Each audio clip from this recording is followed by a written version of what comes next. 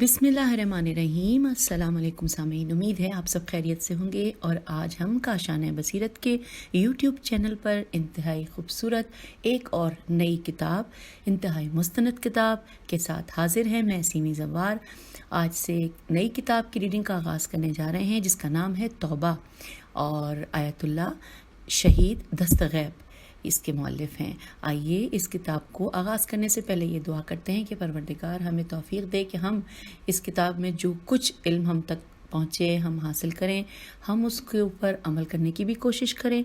और साथ साथ मैं हमेशा ये भी कहती हूँ कि रीडिंग के हवाले से कि एज़ ए रीडर जो कुछ मुझसे ख़ता हो, जो मुझसे कमी रह जाए, कोई कजी कोताही हो जाए, तो परवरदिगार मैं हाथ जोड़ के माफ़ी की तलबगार हूँ। और आप लोग जो कि सामीन हैं, इस किताब को सुनते में अगर आपको कोई महसूस हो, कोई गलती है, तो वो ज़रूर कमेंट्स में लिखिए। और अगर किताब अच्छी लगती है वो भी कमेंट्स में ज़रूर बताइए। हमें इंतज़ार होता है आपके कमेंट्स का, क्योंकि हम अपनी इस्लाह करते हैं आपके कमेंट्स से। तो याद रखिएगा कि कमेंट्स ज़रूर कीजिएगा। और अगर कोई चीज़ जो कि आप इसके अलावा चाहें कि इस किताब में जो चीज़ पढ़ी गई उसके हवाले से मज़ीद तफसील पूछना, तो वो भी आप कमेंट्स में लिख दीजिएगा, तो मैं उसको कमेंट्स में ही एक्सप्लेन कर दूँगी। और अगर आपको इसके अलावा फ़ोन नंबर चाहिए जिसमें इस किताब के हवाले से कुछ पूछना है, तो वो भी आप कमेंट्स में पूछिएगा, मैं कमेंट्स में ही आपको फ़ोन नंबर भी अपना दे दूँगी। आइए अब रीडिंग का बाकायदा आगाज़ कर रहे हैं। किताब का नाम है तौबा, जिसके मौलिफ़ आयतुल्लाह दस्तगैब शिराज़ी और मुतरजम आबिद हुसैन अस्करी हैं। और ये इदारा अहयाए तरासे इस्लामी पाकिस्तान की जानिब से है।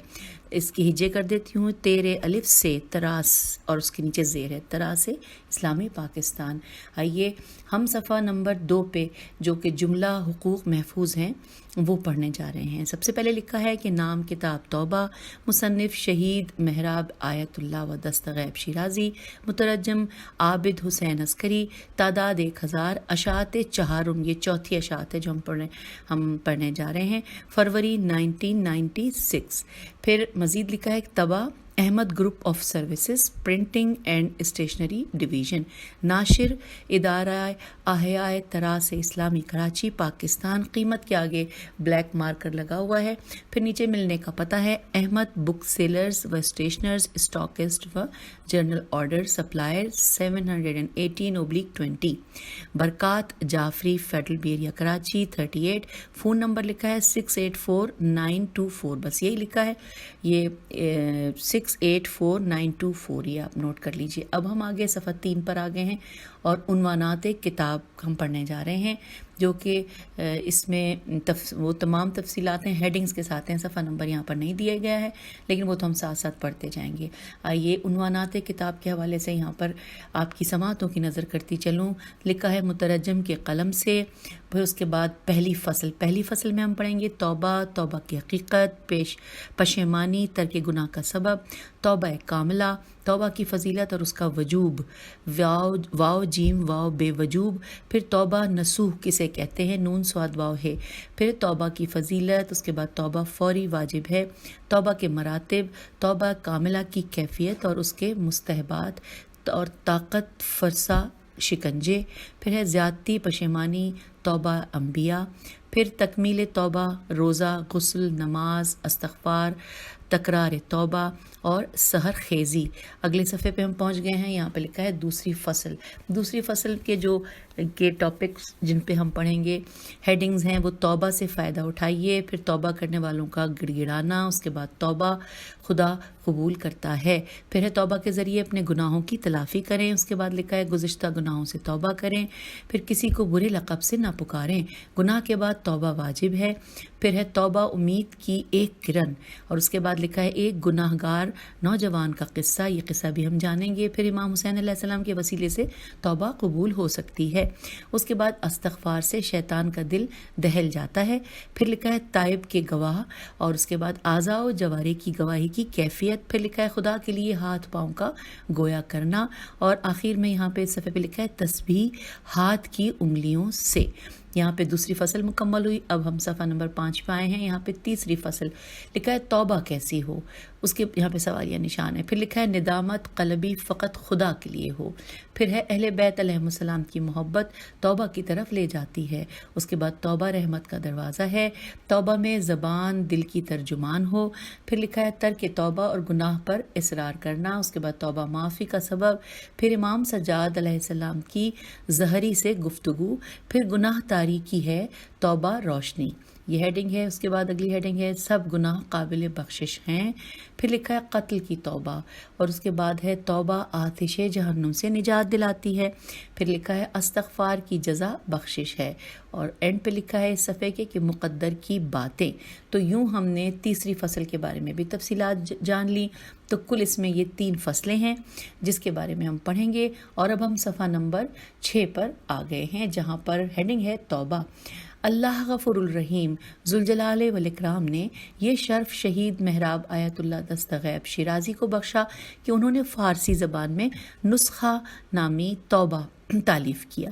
اللہ حی و قیوم نے اس نادر کتاب کے ترجمہ کرنے کا افتخار عابد حسین عسکری کو عطا کیا.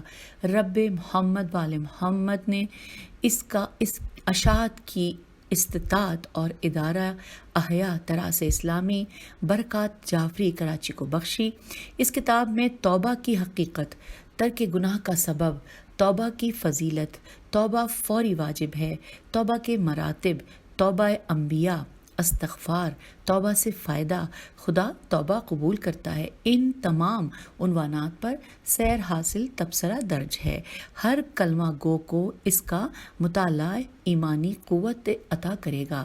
آپ مطالعہ کیجئے اور آخرت میں بارگاہ الہی میں رسول صلی اللہ علیہ وآلہ وسلم و آل رسول علیہ السلام اور ملائکہ مقربین عباد اللہ الصالحین شہیدان راہ حق سے تقرب حاصل کرنے کا ایک عظیم ذریعہ اور وسیلہ اس کتاب کا مطالعہ ہے. خدا جو سمیع و علیم ہے سب کو اس کے پڑھنے کی توفیق بخشے. آمین ثم آمین. ملتمس تحور جعفری امروی. آئیے صفحہ 7 کی جانب یہاں پہ لکھا ہے بسم اللہ الرحمن الرحیم، اور پھر عرض ناشر ہیڈنگ ہے. عرض ناشر کے حوالے سے ہم پڑھ رہے ہیں کہ توبہ کا 3 ایڈیشن آپ کی خدمت میں حاضر ہے. یہ کتاب شہید محراب آیت اللہ و دستغیب شیرازی کی ان تقاریر کا مجموعہ ہے جو انہوں نے توبہ کے عنوان پر فرمائی تھیں. ادارہ احیاء تراث اسلامی 13 الف سے اور پھر زیر تراث اسلامی کی ہمیشہ یہ آرزو رہی ہے کہ آپ کو مطالعے کے لیے ایسا مواد پیش کیا جائے کہ جو مثالی معاشرے میں پیش رفت کے لیے مثبت اثرات پیدا کر سکے. الحمدللہ ادارہ اپنی اس کوشش میں کامیاب ہے. بہت جلد آیت اللہ و دستغیب شیرازی کی کتاب نفس مطمئنہ بھی آپ کے مطالعے کے لیے پیش کی جائے گی، جو اپنے تمام مراحل ترجمہ اور کتابت سے گزر کر اب منزل طباعت میں ہے. گو اب یہ رسم بن گئی ہے کہ ہر کتاب میں ناشر یہ درخواست کرتا ہے کہ قارئین حضرات اپنی رائے سے آگاہ کریں اور کتاب میں سہون رہ جانے والی کمی سے آگاہ کریں اور اپنی قیمتی مشوروں سے سرفراز فرمائیں. لیکن 1000 میں ایک قاری اس درخواست پر عمل کرتا ہے. ادارہ اپنے محترم قارئین کی آراء کا احترام کرتا ہے اور چاہتا ہے کہ قاری اور ادارے کا رشتہ برقرار رہے. لہٰذا امید کی جاتی ہے کہ قاری ضرور اپنی رائے اور تجاویز ادارے تک پہنچائیں گے. وسلام شہنشاہ جعفری ایڈوکیٹ ناظم ادارہ احیاء تراث اسلامی. تو یوں ہم نے عرض ناشر مکمل کر لیا اور اب ہم صفحہ نمبر 9 کی جانب آ گئے ہیں مترجم کے قلم سے. یہاں پر ہیڈنگ ہے، آئیے دیکھتے ہیں مترجم ہمیں کیا بتا رہے ہیں. لکھا ہے ہمارے اکثر نوجوان اپنے کیے پر نادم ہوتے ہیں، لیکن اس کے باوجود وہ یاس و قنوطیت کے تاریک بھنور میں پھنس کر برائیوں کو نہیں چھوڑتے. وہ دل میں یوں خیال کرتے ہیں کہ اب تو گناہ کر ہی بیٹھے ہیں، جانے معاف ہوتا ہے یا نہیں. اسی حیث و بیس میں ہے یہ سواد و بے یہ سواد. اس کی ہجے ہو سکتا ہے میں ٹھیک نہ کر رہی ہوں کیونکہ یہ لفظ آج کل عام بولا نہیں جاتا یا میری نظر سے کم گزرا ہے، اس لیے میں اتنی کانفیڈنٹلی اس کو پڑھ نہیں پا رہی ہوں. میں ہجے کر رہی ہوں کہ اسی ہے یہ سواد و بے یہ سواد حیث و بحث کے عالم میں اپنی کامیابی اور صلاحیتوں سے بھرپور جوانی کو خواہشات نفسانی کی بھینٹ چڑھا دیتے ہیں۔ چنانچہ میں نے مناسب اور ضروری سمجھا کہ شہید محراب معلم اخلاق آیت اللہ شہید دستغیب شیرازی کی فارسی کتاب توبہ کا اردو میں ترجمہ کر دیا جائے اور قربۃ اللہ ترجمہ شروع کر دیا۔ اگر یہ شکستہ حروف اور بے سلیقہ کاوش کسی دل پر اثر کر جائے تو اس میں ہماری سعادت ہے۔ جی ہاں، کچھ ایسا ہی ہے۔ بیچارے فرزند آدم کی آرزویں تو بہت ہوتی ہیں مگر عمر کوتاہ ہے۔ شب و روز کی مسلسل کروٹیں اور لیل و نہار کی متواتر انگڑائیاں انسان کی زندگی کو کم کر رہی ہیں۔ نہ جانے کب اور کس وقت اجل آ جائے اور روح انسان قفس انصری سے پرواز کر جائے۔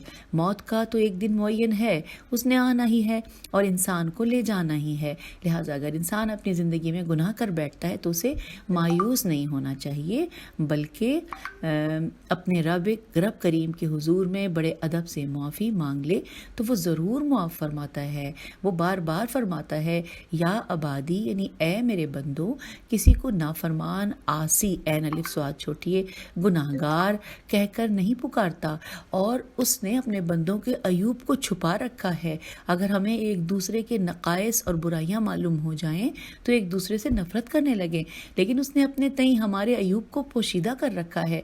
جب انسان کو ضمیر، نفس، وجدان اور قلبی کیفیت توبہ کرنے پر اکسائے اور خود کو گناہوں کی شدید ظلمت میں کھویا ہوا پائے اور عرق ندامت اس کی جبین سے بہہ رہا ہو تو اسے پریشان نہیں ہونا چاہیے، بلکہ صمیم قلب اور خلوص نیت سے ارحم الراحمین کی عظیم بارگاہ میں جھک جائے اور دل کے ارمان آنسوؤں کو ترجمان بنا کر پیش کرے اور بارگاہ الہی میں وعدہ کرے کہ آئندہ برائیوں سے اجتناب کرے گا۔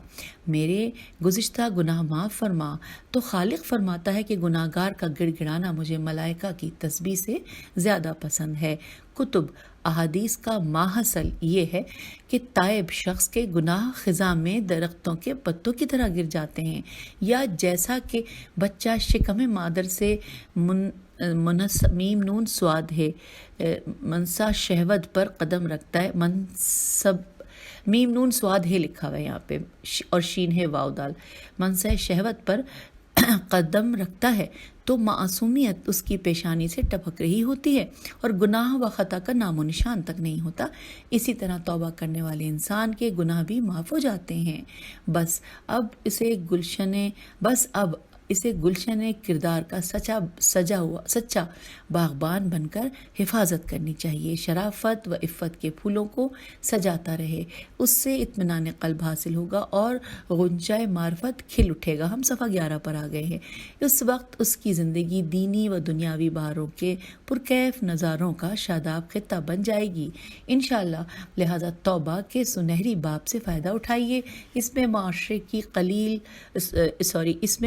کی قیل و قال، قاف یہ لام و قاف الف لام، قیل و قال اور باتوں سے مت ڈریے۔ یہ کتاب شہید محراب معلم اخلاق پیکر علم و عمل الحاج آیت اللہ سید دستغیب شیرازی نور اللہ مغجۂ میم غین جیم عین ہے، مغجا کی تقاریر کا مجموعہ ہے۔ آیت اللہ دستغیب کا شمار ایران کی گراں قدر شخصیات میں ہوتا ہے۔ ملت ایران اسلام کے اس بطل جلیل بے توئلام بطل جلیل کی علمی، فکری اور مذہبی خدمات کو کبھی فراموش نہیں کر سکے گی۔ جب وہ تقریر کرتے تو سننے والوں کے رونگٹے کھڑے ہو جاتے تھے اور خوف خدا سے جسم لرزنے لگتا۔ آپ کے اخلاص سے دھلے ہوئے الفاظ موتی بن کر ہویدا ہوتے تھے۔ برا ہو اسلام کے دشمنوں کا، انہوں نے اس بزرگ ہستی کا دنیا میں رہنا پسند نہ کیا اور ایک بے رحم شخص نے ان کو محراب مسجد میں بم کے دھماکے میں شہید کر دیا۔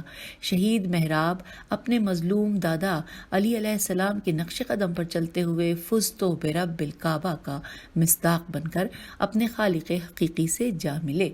خدا کی ہزاروں رحمتیں جلوہ فگن ہوں آپ پر۔ شہید علم الاخلاق کے اسپیشلسٹ لیکچرار، شہید علم الاخلاق کے اسپیشلسٹ لیکچرار تھے اور مکتب تشیع و خاندان رسالت کی کما حقہ خدمت کرتے رہے۔ بندے نے لفظی پیچ و خم اور مفاہیم کی گنجلک الجھنوں سے ہٹتے ہوئے مطلب کو سلیس انداز میں ڈھالنے کی کوشش کی تاکہ سمجھنے میں وقت و دشواری کا سامنا نہ کرنا پڑے۔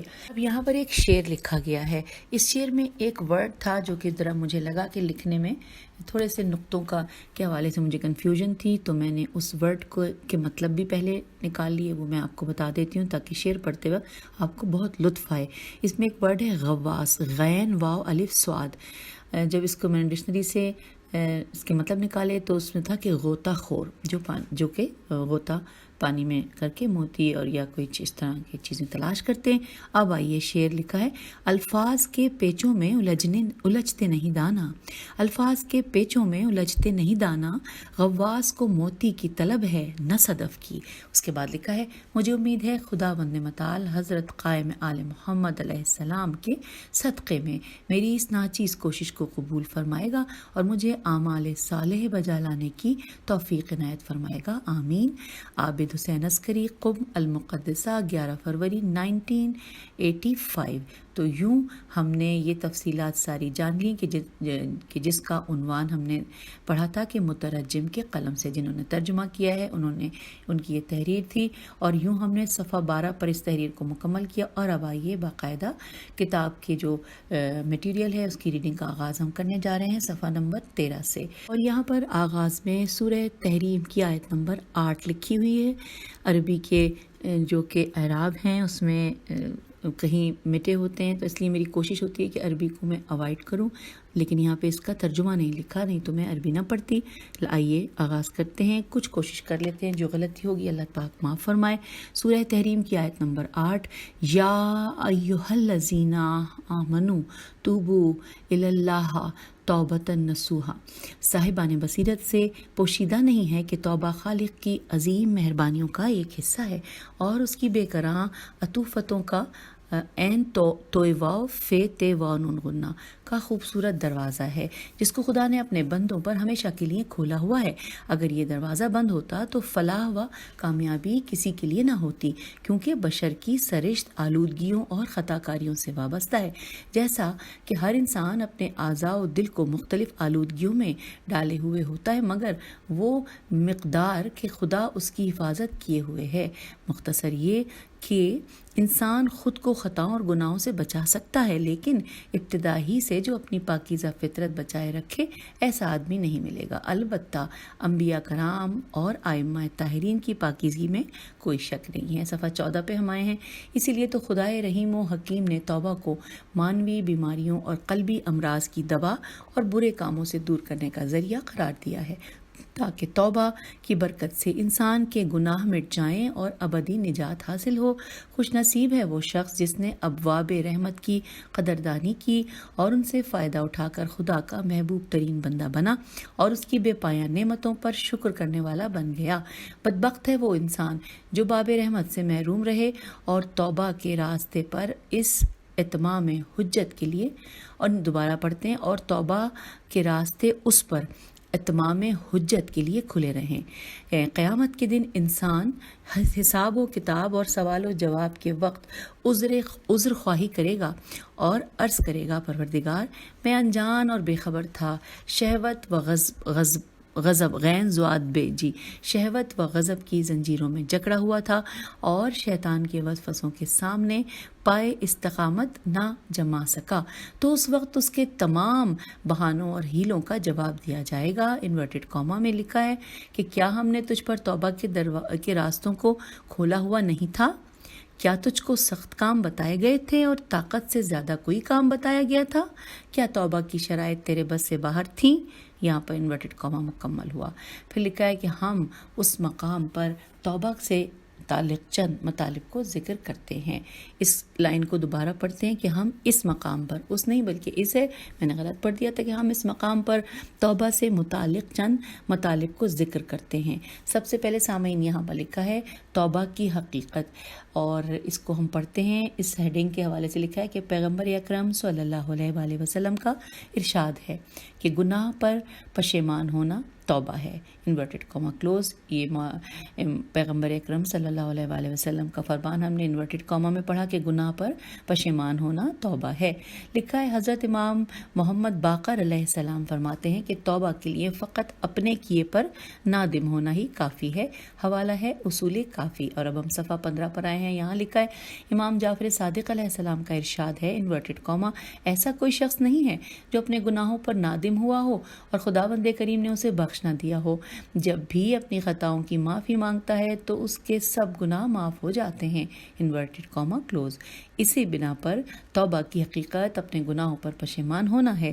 انسان یہ سمجھے کہ میری خطا پر اللہ تعالیٰ ناراض ہوگا، جیسا کہ ایک غلام اپنے آقا کی رضا کے خلاف کوئی کام کرے اور اس بات سے غافل رہے کہ اس کا مالک اسے دیکھ رہا ہے۔ چونکہ انسان سمجھتا ہے کہ میں جو کچھ کرتا ہوں وہ سب کچھ خدا دیکھ رہا ہے، اس وقت اپنے کردار پر سخت پشیمان ہوتا ہے اس وقت اپنے کردار پر سخت پشیمان ہوتا ہے، جس طرح ایک تاجر کسی سے سودا کرے اور اپنا تمام سرمایہ بھی اس کے حوالے کر دے اور کافی مقروض ہو جائے تو وہ اپنے سودے پر کتنا نادم ہوگا، خصوصاً اس وقت زیادہ پچھتائے گا کہ جب اس کو کسی دانا دوست نے پہلے روکا بھی تھا۔ اس کی مثال اس مریض کی سی ہے کہ جس کو ڈاکٹر نے کسی چیز کے کھانے سے منع کیا ہو اور پھر بھی وہ اس ممنوع چیز کو کھائے اور مریض ہو جائے، تو اس وقت ندامت کے سوا کچھ بھی حاصل نہیں ہوگا۔ آئیے اگلی ہیڈنگ ساتھ لکھیے، پشیمانی، ساتھ ہی لکھا ہے ترک گناہ کا سبب۔ پشیمانی ترک گناہ کا سبب۔ لکھا ہے خدا اور قیامت، پیغمبر اور ائمہ طاہرین علیہم السلام کے فرامین پر جتنا ایمان و یقین ہوگا اتنا ہی گناہوں پر ندامت ہوگی اور ہر وقت اس کے دل میں آتش حسرت شعلہ زن رہے گی۔ چنانچہ گناہ پر ندامت و حسرت کرنے کے ساتھ ضروری ہے کہ انسان آئندہ کے لیے ترک گناہ کا پکا ارادہ کرے، کیونکہ اگر وہ ترک گناہ کا مصمم ارادہ نہ رکھتا ہو تو معلوم ہوگا کہ وہ حقیقت میں گناہ پر پشیمان نہیں ہوا۔ اور اب ہم آ گئے ہیں پیج نمبر 16 پر، اور یہاں پر لکھا ہے کہ حضرت امیر المومنین علیہ السلام فرماتے ہیں، انورٹڈ کاما، ایسا نہیں ہو سکتا کہ انسان نادم ہوا ہو اور گناہوں کو ترک نہ کیا ہو، انورٹڈ کاما کلوز۔ اب یہاں لکھا ہے کہ گناہ پر جب نادم ہو تو ضروری ہے کہ اس کے تدارک کی کوشش کرے، یعنی اگر وہ گناہ خدا کا حق تھا، جیسے نماز، روزہ، زکوٰۃ و حج کی ادائیگی نہ کی ہو، تو توبہ کے بعد ان سب کی قضا بجا لائے۔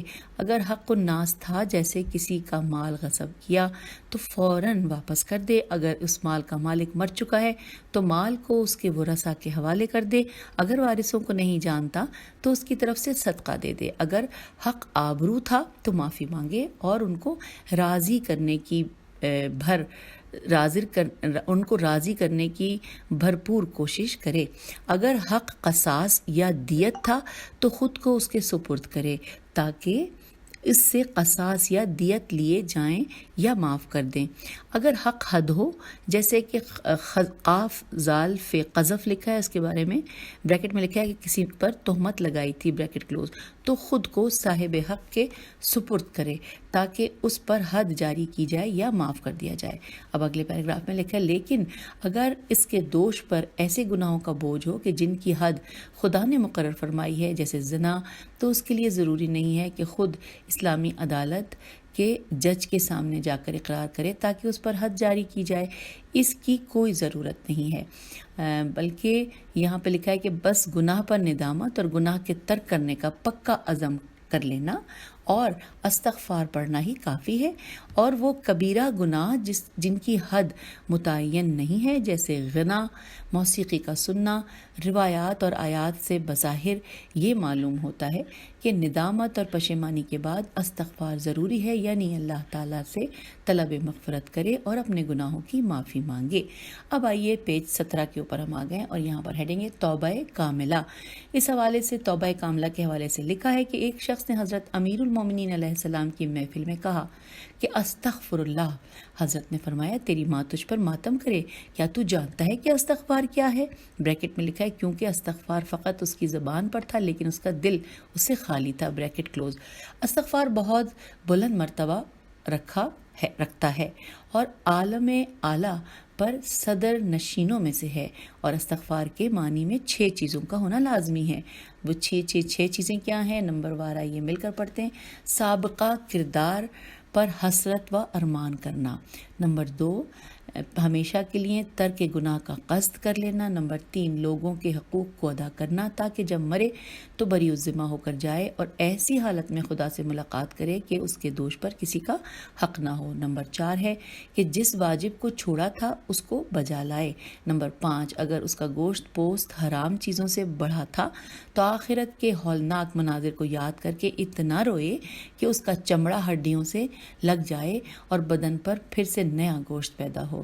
چھٹا اور آخری پوائنٹ ہے کہ اپنے بدن کو عبادت کی سختیوں کا ذائقہ چکھائے، جس طرح خوشیوں اور مسکراہٹوں میں گناہ سے لطف اندوز ہوا تھا۔ جب بھی یہ 6 چیزیں پیدا ہو جائیں تو اس وقت کہو استغفر اللہ۔ تو سامعین، یہ جو کہ توبہ کا معاملے کی ہیڈنگ سے ہم نے شروع کیا تھا، کہ جس میں لکھا ہم نے پڑھا کہ ایک شخص نے امیر المومنین علیہ السلام کی محفل میں آ کے کہا تھا استغفر اللہ۔ اس کے اوپر جب مولا نے فرمایا تھا اور یہ بتایا تھا کہ اتنا بلند مرتبہ ہے کہ اگر ہم اس کو سمجھیں بھی تو یہ یہاں پر گفتگو کا اختتام ہوا۔ پھر کیونکہ جب انہوں نے 6 پوائنٹ بتایا، اس کے بعد لکھا ہے کہ جب بھی یہ 6 چیزیں پیدا ہو جائیں تو اس وقت کہو استغفر اللہ۔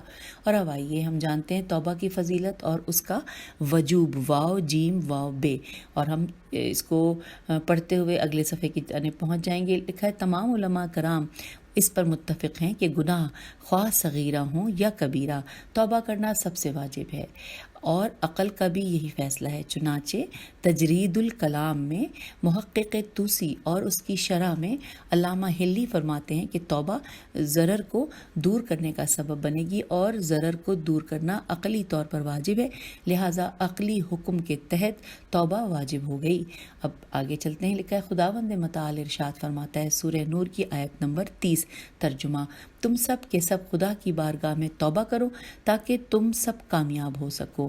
پھر ہے انورٹڈ کاما، یہ کلوز ہو گیا۔ سورہ نور کی آیت نمبر 30 کا ہم نے ترجمہ پڑھ لیا، اور اب سورہ تحریم میں پروردگار ارشاد فرما رہا ہے، سورہ تحریم کی آیت نمبر 8، ترجمہ: اے ایمان والوں، تم خدا کے حضور میں خالص توبہ کرو، امید ہے تمہارا پروردگار تمہارے گناہوں کو معاف کر دے۔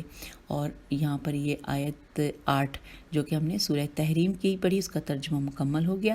اور اب یہاں پر ایک مزید ہیڈنگ ہمارے سامنے ہے کہ توبہ نصوح کسے کہتے ہیں؟ نون صاد واو ہے، نصوح کسے کہتے ہیں؟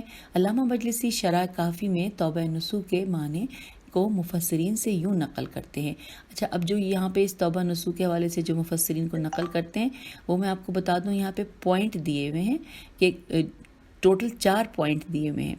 آئیے ہر ایک پوائنٹ کو پڑھتے ہیں۔ پہلے نمبر پہ لکھا ہے خوشنودی خدا کے لیے پاکیزہ اور خالص توبہ کرنا، یعنی دوزخ کے خوف اور بہشت کی لالچ میں توبہ نہ کرے، بلکہ اس بات پر نادم ہو کہ میں نے امر خدا کی مخالفت کیوں کی ہے۔ یہاں پر سوالیہ نشان ہے، اور ساتھ ساتھ لکھا ہے کہ محقق توسی تجرید الکلام میں فرماتے ہیں کہ جہنم کے ڈر سے گناہوں پر پشیمان ہونا توبہ نہیں کہلائے گا۔ اچھا، یہ پہلا پوائنٹ ہم نے پڑھ لیا، اور ہم پیج نمبر 19 پر آ گئے ہیں۔ اب اگلا پوائنٹ ہے، دوسرا پوائنٹ میں نے بتایا آپ کو 4 پوائنٹ ہیں۔ دوسرا پوائنٹ لکھا ہے کہ ایسی توبہ کرنا کہ جسے غیر بھی دیکھ کر سبق حاصل کرے، یعنی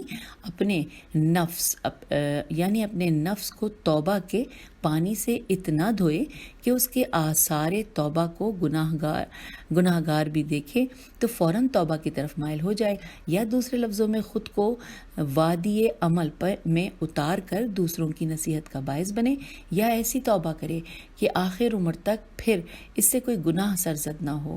اب آئیے تیسرا پوائنٹ، تیسرے نمبر پہ لکھا ہے نصاحت خیاطت، نون سواد الف ہے تے، نصاحت خیاطت، خے یہ الف توئے تے۔ نصاحت خیاطت کے معنی میں ہے، یعنی جس شخص کا دین پارا پارا ہو گیا ہو تو وہ توبہ کے ذریعے اسے سی سکتا ہے۔ توبہ کرنے والوں کو اولیاء خدا بھی کہا گیا ہے۔ اب چوتھا اور آخری پوائنٹ لکھا ہے نصوح، توبہ کرنے والے کی صفت ہو، یعنی کوئی شخص خود ہی کو نصیحت کر کے خلوص نیت اور کامل طور پر ایسی توبہ کرے کہ کہ اب اس کے تمام گناہ کے آثار دل کی دیوار سے مٹ جائیں، خود کو ریاضت کے پانی میں دھو ڈالے اور گناہوں کی ظلمتوں کو ایمان کی روشنی، ایقان الف یہ قاف الف نون ایقان کی جلا سے ختم کر دے اور نیکیوں کے پرتو میں برے کاموں کو بالکل ہی فنا کر دے۔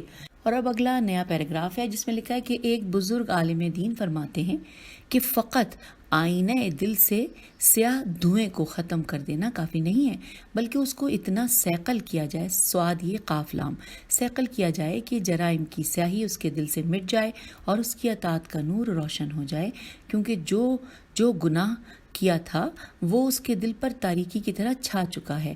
اب عبادت کی روشنی سے اس کو درخشندہ کرنے کی کوشش کرے۔ جتنی عبادت بڑھتی جائے گی اتنا ہی دل شفاف تر ہوتا جائے گا۔ توبہ کرنے والا شخص لازمی طور پر اپنے تمام گناہوں کو سامنے رکھے تاکہ ہر برائی کے بدلے توبہ کرے۔ مثلا اگر اس نے موسیقی کی محفلوں میں رہ کر آلات لہو و لعب کو سنا ہے تو قرآن و حدیث، موعظہ اور دینی مسائل سنے، قرآن کی ہمیشہ تلاوت کرے۔ یاد رہے کہ قرآن کے خط کو طہارت کے بغیر ہاتھ نہیں لگانا چاہیے۔ اگر جنابت کی حالت میں مسجد میں ٹھہرا تھا تو اسی قدر اعتکاف کرے۔ ہم صفحہ 20 پر آ گئے ہیں۔